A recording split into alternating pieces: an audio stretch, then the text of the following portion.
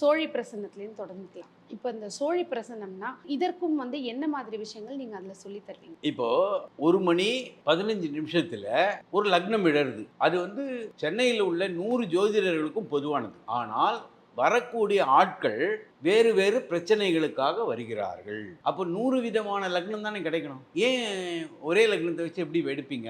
எடுக்க முடியாது. அப்படி எடுத்தா அது பொய்ன்னு அர்த்தம். 1.25னா ஒண்ணு புத்திர ப்ராப்ளத்துக்காக குழந்தை பிறக்கலைன்னு ஒரு ப்ராப்ளத்துக்கு வரான். திருமணம் ஆகலைன்னு வரான். கடன் சரியா இல்லைன்னு வரான். அப்ப எல்லாருக்கும் அதே 1.25லே லக்னம் எடுத்தா சரியா வருமா?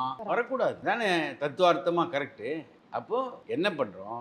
வந்தவரை வைத்து சோழி போட்டு பார்க்குறோம். அவர் இதற்கு வந்திருக்கார். அப்போ சோழி போடும்போது உங்களுக்கு வேற விதமான எண்ணிக்கையும், இன்னொரு ஜோதிடர்களுக்கு வேற விதமான எண்ணிக்கையும் விழும். அதனால இதை பண்ணினாலும் பரவாயில்ல, ஹோரா பிரசன்னம் பண்ணாலும் வரும். அப்படி இல்லைன்னா நவாம்ச பிரசன்னம்னு ஒன்று இருக்குது. 108 எண்ணுக்குள் உங்களை ஒன்று நினைக்க சொல்லி அந்த எண்ணை வைத்து கொண்டு நவாம்சத்தை கண்டுபிடிக்கிறது. மொத்தம் 108. இப்போது 10 பேரை கூப்பிட்டு ஒரு ஒரு நம்பர் சொல்லுங்கன்னு சொன்னால் 100% எல்லாரும் வேறு வேறு நம்பர் தான் சொல்லுவாங்களே தவிர ஒரே நம்பரை சொல்ல மாட்டாங்க. மாறும். உங்களுடைய மனோநிலைமை வேறு, அவருடைய மனோநிலைமை வேறு. அதனால் இந்த 108ல் அவர் தேர்ந்தெடுப்பது வேறு, நீங்கள் தேர்ந்தெடுப்பது வேறு.